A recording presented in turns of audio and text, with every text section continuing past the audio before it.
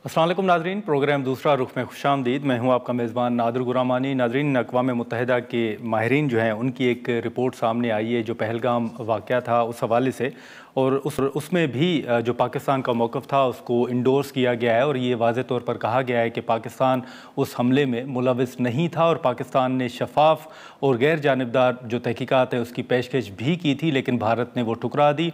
और उसके बाद जो भारत की कार्रवाई थी, जो उन्होंने खिलाफ वर्जी की, वो उस हवाले से भी उस रिपोर्ट में जो सवालात हैं वो भी उठाए गए हैं। इसी के साथ साथ जो सिंध तास मुआहदे के हवाले से पाकिस्तान के तहफ़्फ़ुज़ात हैं उसको भी बैनुल-अक़वामी सतह पर इंडोर्स किया जा रहा है। जो पाकिस्तान का मौक़िफ़ है वो अब दुनिया के सामने है, और हमने देखा कि पहलगाम वाक़या हो या फिर सिंध तास मुआहदे के हवाले से जो ख़दशात हैं, जो पाकिस्तान का मौक़िफ़ है उसको माना जा रहा है। पाकिस्तान के अंदर अगर हम बात करें तो हाल ही में हमने देखा कि पाकिस्तान तहरीक इंसाफ के जो तहफ़्फ़ुज़ात थे और उन्होंने कमेटियों से भी इस्तीफ़े दिए। अब वो जो पार्लियामेंट की स्टैंडिंग कमेटीज़ हैं उनका हिस्सा नहीं है। फिर उन्होंने मुज़ाकरात के हवाले से पहले एक बात की थी, फिर हुकूमत बार बार एक उनको पेशकश कर रही है, लेकिन ये मामला जो है वो मुज़ाकरात की तरफ जाते हुए अभी तक नज़र नहीं आ रहा।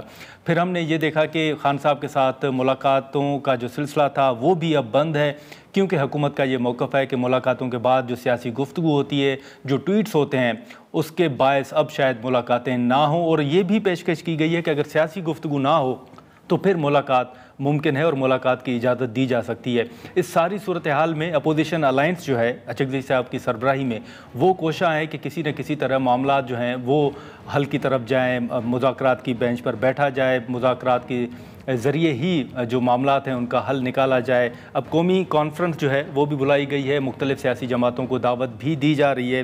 फिर आज हमने देखा कि जो ATC का फ़ैसला है जिसमें 9 मई के एक और केस में यास्मीन राशिद, उमर चीमा, एजाज चौधरी साहब और महमूद रशीद साहब समेत जो दीगर रहनुमा हैं उनको 10-10 साल कैद की सज़ा है वो सुनाई गई है और शाह महमूद कुरैशी साहब को बरी किया गया है। फिर हाल ही में हमने देखा कि खैबर पख्तूनख्वा में गवर्नर रूल के हवाले से एक बात हुई थी। आज मौलाना साहब से भी सवाल हुआ और उन्होंने कहा कि वो सोशल मीडिया पर जो ख़बरें चल रही हैं उन पर कोई कमेंट नहीं करेंगे। अलबत्ता अभी तक गवर्नर्स रूल के हवाले से कोई ख़बर उनके सामने नहीं है। नईम हैदर पंजोदा साहब और समर हारून बलोर साहब हमारे साथ मौजूद हैं, हम उनको करेंगे। नईम साहब, आपका और समर साहबा आपका बहुत शुक्रिया वक्त निकालने का। नईम साहब, आपसे शुरू करेंगे। हमने ये देखा कि पहले भी मुज़ाकरात के हवाले से हुकूमत पेशकश करती रही है, लेकिन अब PTI शायद समझती है कि मुज़ाकरात के ज़रिए हल नहीं निकलेगा। आज जो अदालत का फ़ैसला है, ATC ने जो फ़ैसला सुनाया है, इसके बाद आप क्या माहौल देख रहे हैं, किस तरफ चीज़ें जाते हुए आपको नज़र आ रही हैं? बहुत शुक्रिया नादिर गुरमानी साहब, आपने मौका दिया। देखें, ये सज़ा पहली दफ़ा नहीं हुई, इससे पहले कितनी दफ़ा सज़ाएँ इसी तरह 9 मई के केसेस के अंदर दी गई। कानून ये कहता है कि कोई शख्स एक जुर्म के ऊपर एक दफ़ा ट्राई किया जा सकता है। यहाँ तो एक जुर्म भी साबित नहीं हुआ। सरगोदा जज ने अपने फैसले के अंदर ये लिख दिया कि जो जी। साजिश का इल्ज़ाम लगाया गया है वो फैब्रिकेटेड है, यानी मेज़ के नीचे छुपने वाली जो कहानी है, जो आईयूज़ के बयानात हैं, उन बयानात की बुनियाद के ऊपर सज़ा नहीं दी जा सकती, लिहाजा उन्होंने बरी किया। उस जज को फिर वहाँ से ट्रांसफ़र भी ठीक कर है। दिया गया। तो एक जगह पर जब फैसला आ जाता है तो वो तमाम जगह पर वही इम्प्लीमेंट होता है, क्योंकि साजिश का इल्ज़ाम तमाम जगहों पर एक ही था ना, और उस साजिश की बुनियाद के ऊपर ही आगे केसेस चलने थे या आगे कार्रवाई होनी थी। अब आप देखें हाँ। कि ये रहनुमा तमाम अदालतों के अंदर इनकी बेल्स वाला मामला जाता है वो नहीं लगती, इनके जो है बरीयत का मामला जाता है वो नहीं होता। हाँ, सज़ाएँ देनी हो तो वो यके बाद दीगरें सज़ाएँ दी जा रही हैं। एक तरफ तो सज़ाओं की जो है वो आप बौछार देख रहे होंगे, लेकिन दूसरी तरफ आप ये भी देखें कि इमरान खान साहब की केस के अंदर उन्हें सज़ा मिली, लेकिन उस सज़ा के बाद केस जब आप अपील करते हैं, आप सज़ा की सस्पेंशन के लिए जाते हैं, आप बेल के लिए जाते हैं, तो अदालत का काम फिर होता है कि उसके अंदर बेल की दरख्वास्त जो दायर हुई है उसको लगाना। 1 जनवरी से हाँ। जनवरी जो है, जनवरी के महीने से ये सज़ा हुई इमरान खान को अलकायदा ट्रस्ट केस में, और बार-बार दरख्वास्तें देने के बावजूद अब दोबारा जनवरी आने वाला है, वो समाअत नहीं लगाई जा रही। तो समाअत होगी तो आगे जो भी आपने फैसला देना है, लेकिन कम से कम समाअत तो लगाएँ। इसी तरह आप देखें उनकी तोशाखाना 2 में बरी की दरख्वास्त वो पेंडिंग है। इमरान खान साहब से मुलाकातों के लिए तौहीन अदालत की दरख्वास्तें बार-बार देने के बावजूद وہ درخواستیں نہیں لگائی جا رہی اور جب لگی تو ان کے اوپر امپلیمنٹ نہیں کروایا گیا. بار بار عدالتوں نے کہا کہ ان کی ملاقات کروائی جائے. ہر منگل کو جاتے ہیں, وہاں پر واٹر کینن نہیں ہو, گئے. لاٹھی ہاں چارج ہو, مقدمات ہوں, گرفتاری ہوں, وہ سارا کچھ آپ کے سامنے ہے. تو ایسے سارے ماحول کے اندر آپ کیا ٹھیک ہے. سمجھتے ہیں کہ کیا یہ سارا کچھ کر کے, اور دوسری طرف آپ اسمبلی کے اندر بھی دیکھیں تو وہاں پر اپوزیشن لیڈران کے نوٹیفیکیشن جو ہیں ان تک کو نہیں ہاں کیا وہ جا رہا, نہیں. یا ہم نے کہا کہ ایک کمیٹی بنا دیں جس میں جو ہے رانا ثناءاللہ وہ سربراہی کریں اور جائیں اڈیالہ جیل میں جا کر چیک کریں خان صاحب کو کس حالت میں رکھا ہوا ہے. کیونکہ ہم کہہ رہے تھے کہ وہ بھی نہیں ملاقات بولے. نہیں کروا رہے, ٹھیک ہے. عمران خان آئسولیشن میں ہے, یہ وہ, تو یہ کہتے تھے کہ ہم آپ کو کرا دیتے ہیں, اس سے بھی پھر گئے. تو ایسے سارے ماحول کے اندر کہ ہمارے اوپر گولی, بندوق, ڈنڈا, لاٹھی چارج سارا جاری ہے, اور کوئی ایسا نظر بھی نہیں آ رہا کہ کوئی اس طرح کی چیز ان کی طرف سے ہے کہ کوئی اچھی کوئی پیش رفت ہو. سزائیں دی جا رہی ہیں پیش رفت آئسولیشن ہو. کے اندر, ٹھیک ہے. ہمارا تو سمر لیڈر ہے صاحب وہ اب جیل یہ میں جو آئسولیشن کے اندر ہے, ان کے پی بھانجے ٹی کو آئی کا سزا بار ہوئی, بار ایک اس کو موقف اپیل سامنے کا آ حق رہا نہیں دیا جا ہے رہا. کہ حکومت پیشکش تو کرتی ہے لیکن پھر سزائیں آ جاتی ہیں, کچھ ایسے فیصلے آ جاتے ہیں, پھر احتجاج ہوتا ہے تو واٹر کینن کا استعمال ہوتا ہے, تو پھر یہ کہا جاتا ہے کہ شاید حکومت سنجیدہ نہیں ہے کہ وہ مذاکرات کی طرف جائے یا پی ٹی آئی کو لے آئے. آپ سمجھتی ہیں کہ یہ درست ہے, یا آپ سمجھتی ہیں کہ پی ٹی آئی کو ابھی بھی لچک دکھانی ہوگی؟ یہ جب مذاکرات ہوتے ہیں اس میں پاکستان پیپلز پارٹی سمیت پی ٹی آئی کے اور رولنگ پارٹی کے رہنما بیٹھتے ہیں, اتحادی بھی تھے. اتحادی بھی تھے جو جیسے میں نے آپ کو بتایا, اور انہوں نے ایک ایس او پیز طے کیے. بہت ساری باتیں حکومت نے لچک دکھائی, بہت ساری باتیں انہوں نے طے کی. سب سے بڑی بات یہ تھی کہ یہ اس ملاقات کے بعد جو نکلتے ہیں تو وہاں پہ ایک سیاسی پریس کانفرنس نہیں ہوگی. یہ باتیں پہلے پس پردہ تھی, اب یہ باتیں کھل کے سامنے آ گئی ہیں. ہمارے لا منسٹر, ہمارے انفارمیشن منسٹر نے یہ بات کلیئرلی سب کو کہہ دی ہے کہ یہاں پہ وائلیشن ہوتی ہے.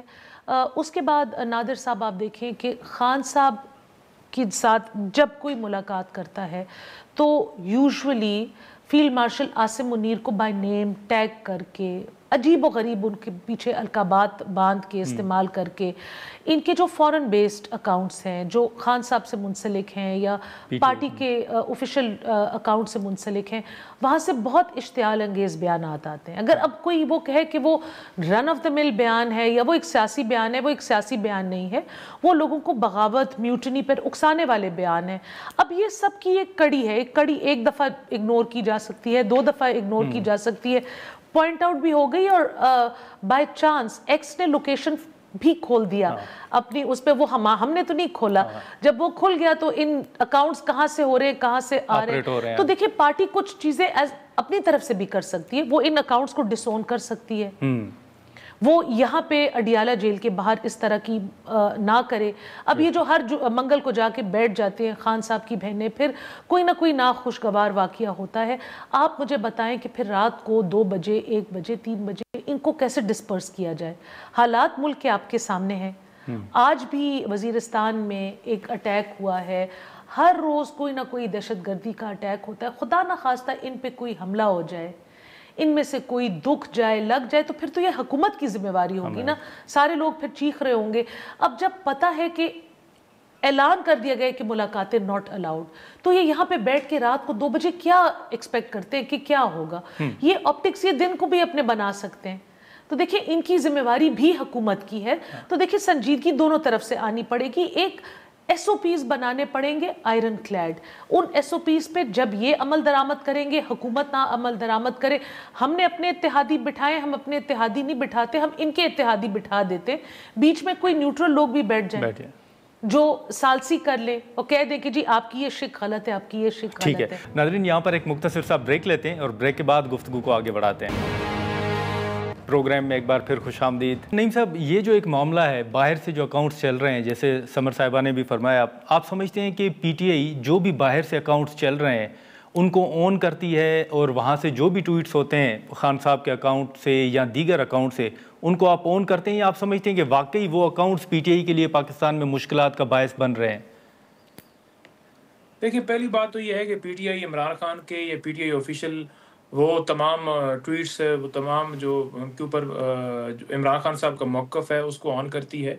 دوسری بات یہ ہے کہ کس ٹویٹ, ایک اسپیسیفک ٹویٹ کے بارے میں آپ ذکر میرے سے کریں کہ فلاں بندے نے فلاں ٹویٹ کیا, اس اکاؤنٹ سے آیا, تو میں اس کے اوپر بتاؤں گا. اسی طرح اگر آپ پی ایم ایل این کے یہاں رہنما بہروز صاحبہ بیٹھی ہیں تو ان کو بھی کہیے کہ چٹھا سے لے کر پتہ نہیں کون کون گالیاں سیدھی نکالتے ہیں، تو ان سے بھی اس طرح کا سوال کیجیے کہ کیا آپ ان کو آن کرتے ہیں۔ بات یہ ہے کہ یہ نہیں ہے کہ کوئی تنقید یا کوئی بات کسی معاملے کے اوپر جو ہے وہ ایک طرف سے ہوتی ہے، دوسری طرف سے بھی ہوتی ہے۔ ان کے فالوور جو ہے یا ان کو جو فالو کرتے ہیں یا پی ایم ایل این کے رہنما جو فالو کرتے ہیں ان کو، تو وہ اکاؤنٹس موجود ہیں۔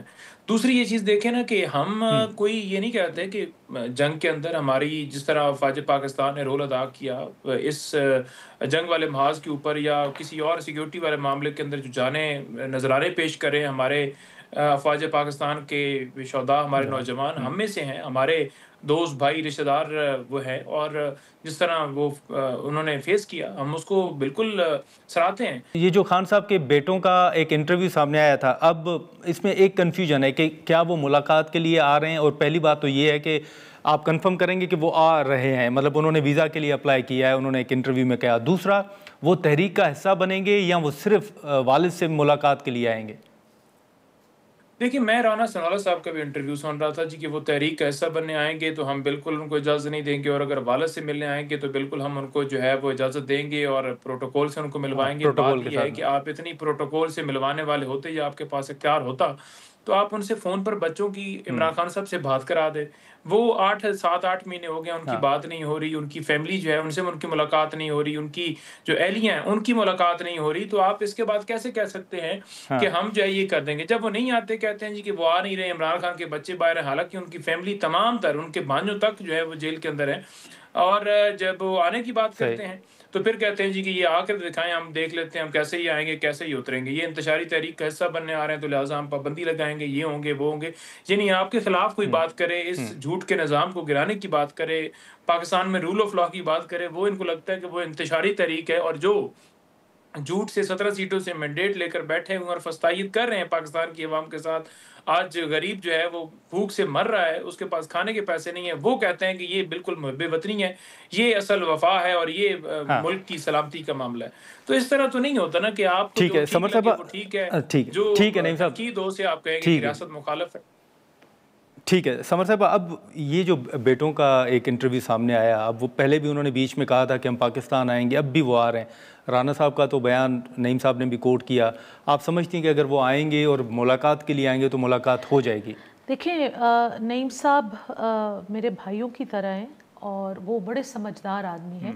بالکل پہلے تو میں عمران خان صاحب کے بچوں پہ کہوں نا، اگر وہ بچے اپنے والد سے ملنے آنا چاہتے ہیں بے شک آئیں، حکومت کو چاہیے ان کو فیسیلیٹیٹ کریں، ان کو اکوموڈیٹ کریں، ان کی سیفٹی کے لیے سارے میجرز لیں، کیونکہ وہ عمران خان صاحب کی فیملی ہیں، وہ آپ کو پتہ ہے پاکستان کے جو سیکیورٹی کے حالات ہیں، اور پھر ان کو جب بھی وہ واپس جائیں ان کو اسکورٹ کریں، کیونکہ وہ فورن نیشنلز ہیں، وہ یہاں پہ سیاسی تحریک کا حصہ نہیں بن سکتے۔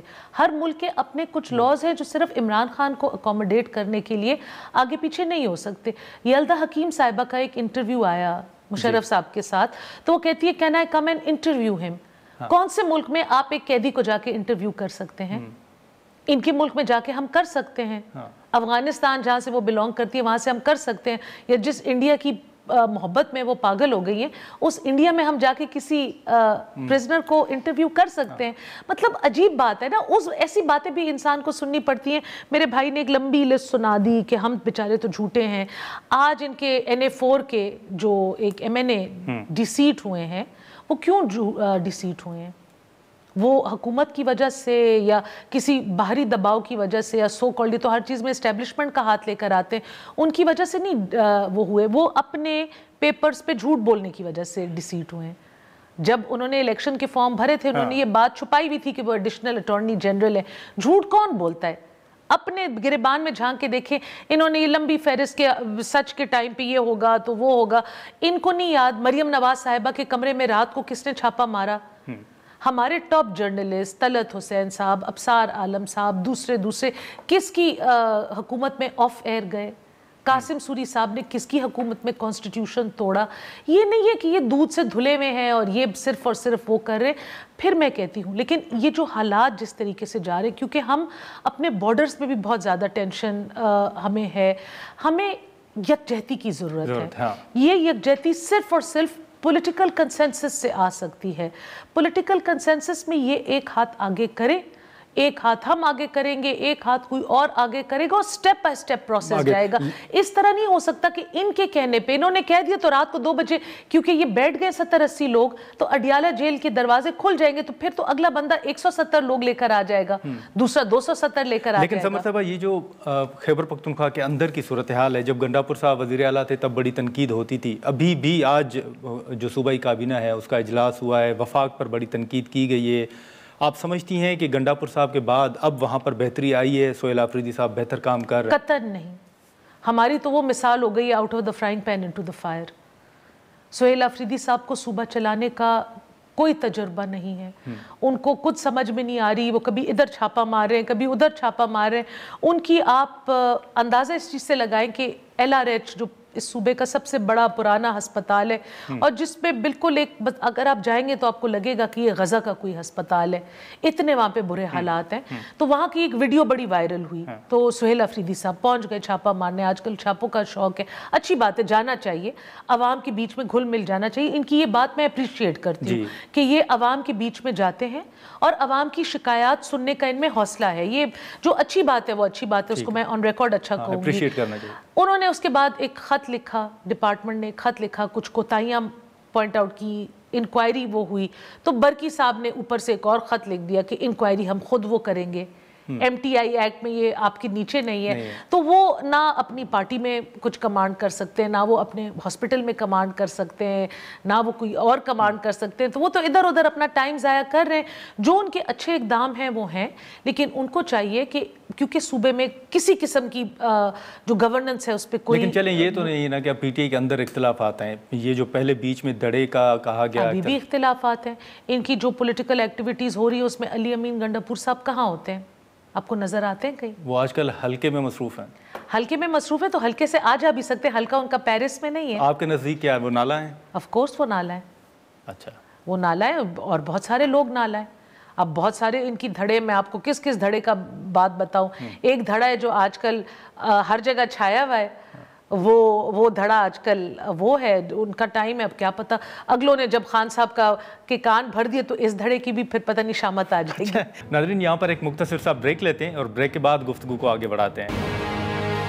پروگرام میں ایک بار پھر خوش آمدید. نعیم صاحب، اب یہ جو آپ ایک PTI دعویٰ کر رہی ہے، ہم نے دیکھا خان صاحب کے بیٹوں کا انٹرویو بھی، جو قید تنہائی کی بات کی جا رہی ہے کہ خان صاحب کو قید تنہائی میں رکھا جا رہا ہے سہولیات کے حوالے سے، لیکن آپ سمجھتے ہیں کہ یہ تمام باتیں جو خان صاحب کے بیٹوں نے کی ہیں یہ درست ہیں؟ کیونکہ حکومت تو ان دعووں کو مسترد کر رہی ہے اور کہہ رہی ہے کہ ایسا معاملہ نہیں ہے، خان صاحب کو تو تمام سہولیات جو ہیں وہ میسر ہیں جیل کے اندر. نہیں دیکھیں، انہوں نے تمام دعوے جو ہیں وہ غلط کیے ہیں. جس طرح وہاں جا کر انہوں نے انٹرویو دیا، اس کے اندر آپ دیکھیں جی اتنے سینکڑے جو ہیں ملاقاتیں وکلاء کی ہو گئی ہیں، اتنے جناب فیملی کی ہو گئی ہیں، اتنے رفقا کی ہو گئی ہیں. آپ بات دیکھیں کہ عمران خان صاحب کا کیس چلتا رہا، اس کیس کے اندر اگر جا کر بہنیں جا کر ملی ہیں اور کوئی وکیل جا کر ملا ہے تو اس کو آپ اس انداز سے کیسے کاؤنٹ کر سکتے ہیں جو منگل اور جمعرات کے لیے ملاقات کا دن جیل مینول کے مطابق مختص ہے. 1 سال ہو گئے، رفقا ان کے جا کر نہیں مل پاتے. وکلاء کی اگر بات کریں تو میرا خود نام تھا پچھلی جمعرات کو، منگل کو بھی میں نہیں مل پایا، اور کئی دفعہ کئی مہینوں سے میرا نام جاتا ہے لیکن مجھے ملنے کی اجازت نہیں دی جاتی. اسی طرح میں آپ کے سامنے ذکر کر چکا ہوں کہ بہنوں کے اوپر بھی پابندی ہے. اور پھر کیا ملاقات رہے گی؟ سماعتیں ہوتی ہیں، اب تو سماعتیں جو ہیں پتہ شام کو چلتا ہے جی، میسج آ جاتا ہے جی کہ اب سماعت پھر صبح نہیں ہوگی اور 10 دن یا 20 دن پھر آگے چلی گئی ہے تاکہ عمران خان صاحب کا پیغام روکا جائے. دیکھیں، پیغام روکنے کے لیے انہوں نے پورے حربے کیے کہ ٹویٹر کے اوپر پابندی لگانی ہے جی، عمران خان صاحب سے ملاقات محدود کرنی ہے. اگر عمران خان کے پیغام کا اثر نہیں ہے یا لوگ اس کو فالو نہیں کرتے یا اس کے فالوور نہیں ہیں تو پھر آپ پیغام آنے دیں. یہ تو آپ چیز خود ایڈمٹ کر رہے ہیں کہ عمران خان اتنا مقبول ہے کہ اس کے ایک ٹویٹ سے بھی آپ کی جو ہے کانپیں ٹانگ جاتی ہیں. دوسری یہ چیز دیکھیں کہ انہوں نے بات کی ہے قاسم سوری والی، تو قاسم سوری نے جو کام کیا تھا اس نے آئین کے مطابق کیا تھا، کیونکہ جب کوئی مداخلت ہوتی ہے، جب کوئی باہر سے سازش کرتا ہے تو آئین کے اندر جو ہے وہ شک موجود ہے. 5 کے تحت انہوں نے رولنگ دی تھی اور انہوں نے محب وطنی کا اظہار کیا تھا، کیونکہ آپ تمام لوگوں نے امریکہ کے کہنے کے اوپر مل کے، ظاہری بات ہے کرسی بھی خود ملنی تھی، آپ عدم اعتماد لے کر آئے تھے اور اسی کے اوپر عمران خان صاحب کے اوپر سائفر کیس بھی بنا اور پھر انہیں سزا بھی دی گئی. تو یہ نہ کیجئے کہ وہ تھا کچھ نہیں اور قاسم سوری نے غلط کیا. دوسری چیز NA4 کی انہوں نے بات کی، دیکھیں وہاں تو انہوں نے مس کر گئے ہوں گے، ڈپٹی اٹارنی جنرل نہیں لکھا ہوگا، ٹھیک ہے، آپ نے ان کو ڈی سیٹ کیا. آپ نے کہیں دیکھا ہے کہ PMLN کا بندہ بھی ڈی سیٹ ہوا؟ آپ نے کہیں دیکھا ہے کہ ریکاؤنٹنگ کے اندر PMLN نے کوئی سیٹ ہاری ہو؟ PTI نے ریکاؤنٹنگ کے اندر سیٹیں ہاری، سزا دے کے سیٹیں ہماری جو ہے جتوا کر اور جو سزا کے ذریعے ان کو جو ہے دوبارہ الیکشن کروا کر اور لوگوں کو سیٹیں دی گئیں. اور اسی طرح آپ دیکھیں اس سے پہلے جو فارم 47 والا قصہ تھا جس پہ 17 سیٹوں سے 80 کی حکومت بنا کے اور مخصوص نشستیں بھی جو ہماری جماعت کا حق تھیں وہ اٹھا کر اور کو دے دی گئیں. انہوں نے تو ڈپٹی اٹارنی جنرل لکھا، لیکن جو آپ نے پیپر جمع کروائے تھے ان پیپرز کے اندر نواز شریف صاحب نے کیا لکھا تھا؟ انہوں نے یہی لکھا تھا کہ جو ہے یہ میرے اثاثے ہیں. آف شور کمپنی کا ذکر نہیں کیا تھا اور بعد میں پھر وہ آف شور کمپنی نکل آئیں اور پھر اس کے اوپر آپ کو سزا بھی ہوگی اور بعد میں آپ نے کہا کہ اقامہ کے اوپر ہمیں نکال دیا گیا. دھڑوں کی انہوں نے بات کی. آخری بات تحریک انصاف کے اندر کوئی اگر یہ سمجھتا ہے نا کسی کے اختلاف ہے دوسرے بندے کے ساتھ، تو عمران خان کے نیچے تمام متحد ہیں. PMLN کا آپ اندازہ لگا لیں، ان کو پتہ ہی نہیں ہے کہ ان کے چین آف کمانڈ کون ہے. محسن نقوی صاحب ہیں، مریم صاحب ہیں، نواز شریف صاحب ہیں، شہباز شریف صاحب ہیں یا کوئی اور ہے. تو ان کی چین آف کمانڈ ہی نہیں. یہاں تو چین آف کمانڈ چلے ٹھیک ہے. نہیں صاحب سمر صاحب ایک آخری سوال ہوگا کہ ابھی یہ جو معاملات چل رہے ہیں اپوزیشن الائنس جو ہے وہ کوشش کر رہا ہے کہ قومی کانفرنس ہو، شاید نون لیگ کو بھی انہوں نے دعوت دی ہے. دوسری طرف PTI کا ایک شکوہ یہ بھی ہے کہ جو ایک صوبے کے چیف ایگزیکٹو ہیں سہیل آفریدی صاحب، ان کا پاسپورٹ بلاک ہے، پھر ان کو اشتہاری قرار دیا گیا ہے. آپ سمجھتی ہیں کہ اس سے تلخیاں بڑھیں گی یا دوسری جانب جو اپوزیشن الائنس کا معاملہ ہے اگر وہ کوششیں کر رہا ہے تو اس سے کوئی حل نکلے گا؟ سہیل آفریدی صاحب 9 مئی کے کیسز میں مطلوب ہیں، وہ 9 مئی کے کیسز میں وہ چارجڈ ہیں.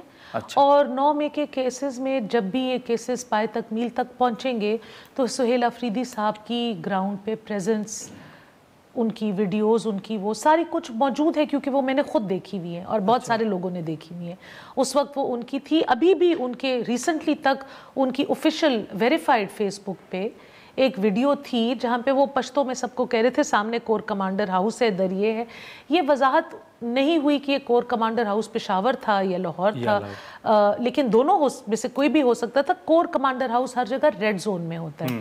دیکھیں ان کی رونے کی بات ہے، کتنی اپنی بات کتنی آسانی سے وہ پی گئے کہ انہوں نے شاید لکھا نہ ہو. اتنی بڑی بات کوئی لکھ نہیں سکتا. میں 3 دفعہ اپنے پیپرز جمع کرا چکی ہوں. ہماری تو تصویر بھی چیک ہوتی ہے. مجھے پچھلے الیکشن میں بڑی ہنسی آئی کہ میری پکچر کو ریٹرننگ آفیسر کہتی ہے آپ ہیں، میرے ساتھ پروپوزر سیکنڈر تھی، وہ کہتی ہے آپ ہیں. میں نے کہا جی تصویر وہی ہے، لوگ وہی ہیں، آپ دیکھ لیں. تو ایک اتنی بڑی بات جب آپ چھپاتے ہیں اور آپ ایک پڑھے لکھے انسان ہیں، آپ ایک وکیل ہیں، آپ کو پتہ ہے رولز کا، تو یہ نہیں ہو سکتا. ان کی ہر بات اچھی اور دوسروں کی ہر بات بری. ہمیں اپنی چین آف کمانڈ پتہ ہے. ہماری چین آف کمانڈ میاں محمد نواز شریف صاحب ہے، پرائم منسٹر صاحب بھی ان کی دیوی گائیڈ لائنز پہ چلتے ہیں اور ہم سارے بھی ان کی دیوی گائیڈ لائنز پہ ٹھیک ہے. نعیم صاحب آپ کا، سمر صاحبہ آپ کا بہت شکریہ وقت نکالنے کے لیے. گفتگو آپ نے سنی. ہم یہاں پر ایک مختصر سا بریک لیتے ہیں اور بریک کے بعد سینیٹر پلوشا صاحبہ میں جوائن کریں گے. پروگرام میں ایک بار پھر خوش آمدید ناظرین. اب پروگرام کے آخری سیگمنٹ میں ہم ذکر کریں گے آج سینیٹ کی جو اسٹینڈنگ کمیٹی ہے کمیونیکیشن کے حوالے سے، اس میں سینیٹر پلوشا خان صاحبہ اور علیم خان صاحب کے درمیان تلخ جملوں کا تبادلہ بھی ہوا ہے اور اراکین نے کمیٹی کا بائیکاٹ بھی کیا. یہ معاملہ تھا کیا؟ سینیٹر پلوشا خان صاحبہ ہمارے ساتھ موجود ہیں، ان سے ہم گفتگو کریں گے. سینیٹر صاحبہ بہت شکریہ. سب سے پہلے تو ہم نے مختلف یہ خبریں دیکھیں یہ کمیٹی میں آپ سے جاننا چاہوں گا کہ یہ معاملہ تھا کیا، آپ کا سوال کیا تھا اور یہ کس معاملے پر تلخی جو ہے وہ بڑھی ہے؟ دیکھیے میں نے پچھلے سینٹ کے سیشن میں پچھلے سے پچھلے میں ایک سوال آیا تھا، پچھلے میں بھی نہیں، پچھلے سے پچھلا جو سینٹ کا سیشن ہوا تھا، میں نے اس میں جیسے ہم سوالات مختلف منسٹری پہ ڈالتے ہیں جو ہمارا کام ہے، اس میں نے سوال ڈالا تھا NHA سے متعلق، اور وہ سوال جو تھا وہ اس کا رپلائی ناٹ ریسیوڈ آیا. جو ہمیں جوابات آتے ہیں اس میں رپلائی ناٹ ریسیوڈ تھا. تو میں نے اپنے پرویز رشید صاحب جو ہمارے چیئرمین ہیں کمیٹی کے مواصلات کے، ان کو میں نے کہا کہ جی اس کا جواب نہیں ہے، اگلی میٹنگ میں آپ اس کو اپنے ایجنڈا میں ڈال دیجیے گا. تو وہ روٹین میں ایجنڈا میں آیا. منسٹر صاحب کوئی بریفنگ دے رہے تھے، اس پر ان کی طبیعت کوئی ناگوار گزرا کہ ان سے کیوں سوال کیا جائے، اور انہوں نے کہا کہ یہ میری ذات پہ جو ہے یہ سوال مجھ سے نہ کیا جائے.